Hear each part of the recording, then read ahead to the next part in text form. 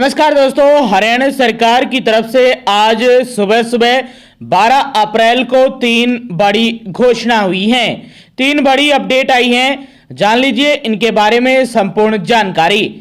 आगे भी आप हरियाणा सरकार की हर घोषणा, फैसले, नियम, निर्देश, आदेश, योजना, सूचना और निर्णय की जानकारी रोजाना जानना चाहते हैं या हरियाणा सरकार के हर डिपार्टमेंट, विभाग, बोर्ड, कॉरपोरेशन, निगम की लेटेस्ट अपडेट सबसे पहले जानने के लिए स्टेट नॉलेज टीवी हिंदी के साथ जुड़ जाइएगा और सब्सक्राइब जरूर कर दीजिएगा। पहली बड़ी खबर ही हरियाणा के बिजली उपभोक्ताओं को बड़ा झटका। हरियाणा में बिजली उपभोक्ताओं पर फिर 47 पैसे प्रति यूनिट अतिरिक्त शुल्क लगाने की तैयारी में है विभाग। बता दें कि इस वर्ष टैरिफ में बढ़ोतरी नहीं की गई है, लेकिन दूसरे तरीके से लग सकता है बड़ा झटका।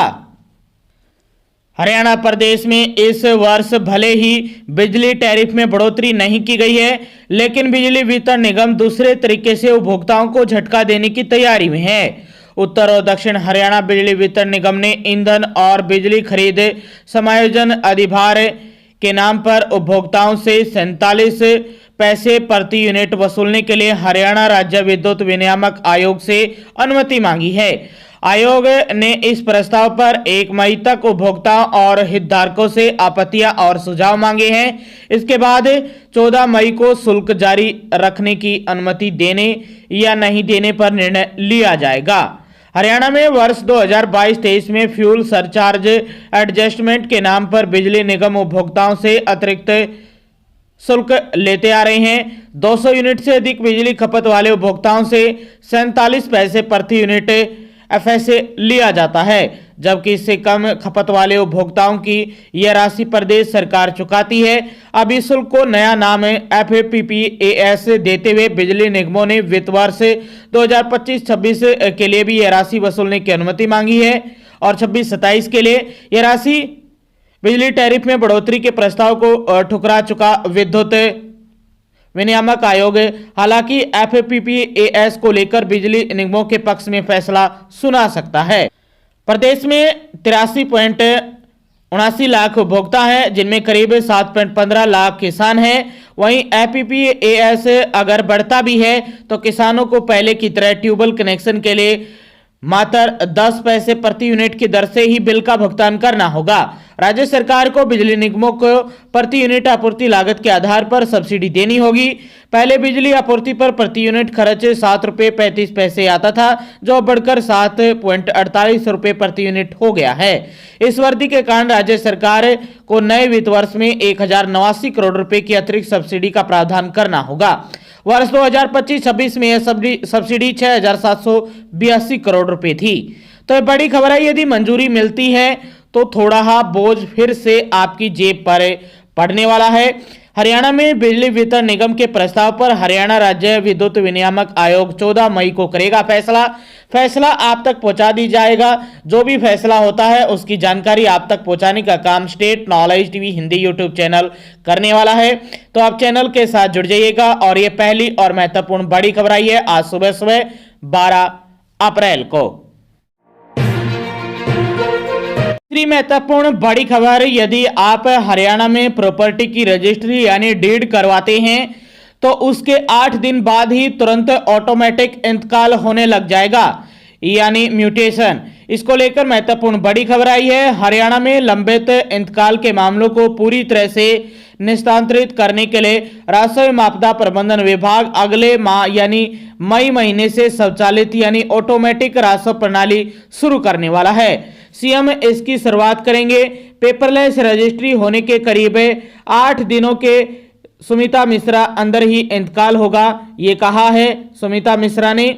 उन्होंने कहा कि जैसे ही आप ऑनलाइन आवेदन करते हैं अपनी रजिस्ट्री के लिए और अब मई महीने में ऑनलाइन ही आपको डॉक्यूमेंट देने होंगे, सारी प्रक्रिया ऑनलाइन होगी, सब कुछ ऑनलाइन होगा। और उसके जैसे ही आपकी रजिस्ट्री होगी उसके करीब 8 दिन बाद ऑटोमेटिक ही आपका इंतकाल हो जाएगा, यानी म्यूटेशन हो जाएगा और आपके नाम आ जाएगी आपकी संपत्ति यानी प्रॉपर्टी।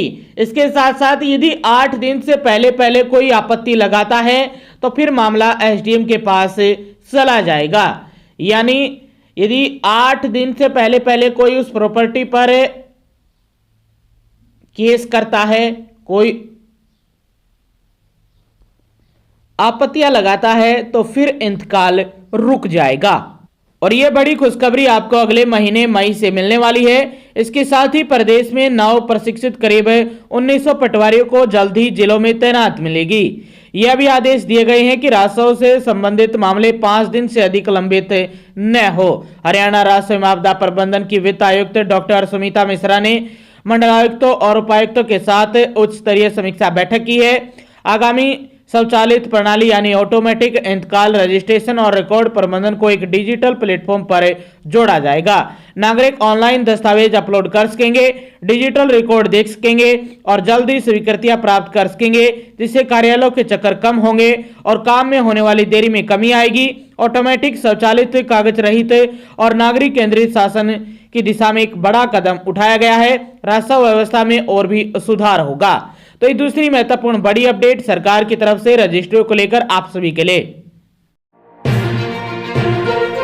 यह तीसरी अपडेट आई है मौसम विभाग की तरफ से। इस तीसरी अपडेट में 2 खबरें हैं आप सभी के लिए। हरियाणा में कल रात नया पश्चिमी विक्षोभ होगा सक्रिय। मौसम विभाग के मुताबिक 14 अप्रैल तक मौसम आमतौर पर खुश्क रहने लेकिन परिवर्तनशील रहेगा। कल रात एक नया पश्चिमी विक्षोभ सक्रिय हो जाएगा। इसके प्रभाव के कारण 13 और 14 अप्रैल को आंशिक बादल छाए रहेंगे। दिन के तापमान में हल्की बढ़ोतरी और रात में गिरावट जारी रहेगी। इस बदलाव से आने वाले दिनों में भी सुबह शाम ठंडक बनी रहेगी। वहीं किसानों को जारी की गई है एडवाइजरी। मौसम विभाग की तरफ से किसानों को एडवाइजरी जारी की गई है। किसानों को अगले 3 से 4 दिनों तक सरसों की कटाई और जो गिराई का काम है वो रोकने को कहा गया है और गेहूं की कटाई पर भी रोक लगा सकते हैं किसानों से कहा गया है कि कटी हुई फसलों को रस्सियों से अच्छी तरह से बांध कर रखें ताकि तेज हवाओं से फसल खेत में न बिखरे, क्योंकि हवाओं की गति भी तेज रहने वाली है। 30 से 40 किलोमीटर प्रति घंटे की रफ्तार के आसपास हवाओं की गति रह सकती है और बादलवाही को लेकर भी अलर्ट जारी किया गया है। हल्की बूंदाबांदी भी कई स्थानों पर देखने को मिल सकती है। यदि कीट का हमला दिखे तो मौसम साफ होने पर भी अनुशंसित कीटनाशक का छिड़काव करें। दिन और रात के समय पशुओं को अच्छी तरह हवादार शेड के नीचे रखें। तो ये तीसरी अपडेट में पहली बड़ी खबर आई है। आने वाले दिनों में मौसम खुश्क भी रहेगा और परिवर्तनशील भी रहेगा। कभी भी बादलवाही और तेज हवाएं देखने को मिल सकती है। आंधी आने का अलर्ट जारी किया गया है और बूंदाबांदी का भी अलर्ट रहने वाला है। तो तीसरी अपडेट में पहली बड़ी खबर मौसम विभाग की तरफ से। यहाँ एक लेटर जारी किया गया है directorate of state transport Haryana Chandigarh की तरफ से। जी हाँ, पीएमटी को लेकर बता दें कि जो पीएमटी होने वाला है हरियाणा में अलग अलग भर्तियों का फिजिकली मेजरमेंट टेस्ट होगा, जिसकी tentative date Haryana staff selection commission की तरफ से लेटर के अनुसार जो ऑफिशियली लेटर आया था वो 15 अप्रैल बताई गई थी। तो ये अपडेट आई है कि जो पीएमटी होने वाला है, अच्छे खासे बच्चे ताऊ देवलाल स्टेडियम सेक्टर 3 पंचकुला में जाएंगे और 15 अप्रैल 2026 से ये पीएमटी शुरू हो रहे हैं। तो जो ट्रांसपोर्ट का काम है, ट्रांसपोर्टेशन का काम है, उसको लेकर ये बड़ी अपडेट आई है। जो भी बसों की प्रबंध है वो किया जाएगा उस स्टेडियम तक पहुंचाने के लिए।